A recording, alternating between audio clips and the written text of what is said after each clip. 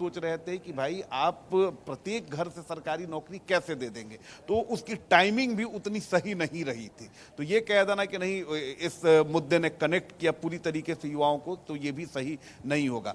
ये भी सही नहीं है कि जितनी भी महिलाएं हैं 10,000 रुपए उनके खाते में आ गए तो वो नीतीश कुमार के पक्ष में ही वोट करेंगी, ये मुनासिब नहीं होगा।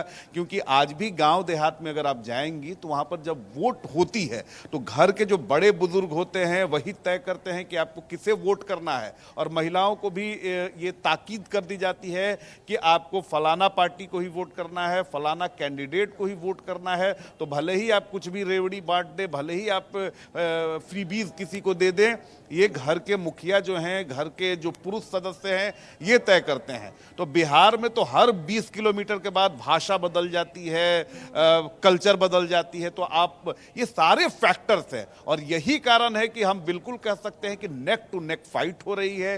कौन किस पर भारी है, कौन किसका पलड़ा किस पर भारी है, ये सारी चीजें जो हैं वो 12 बजे 1 बजे तक क्लियर होंगी।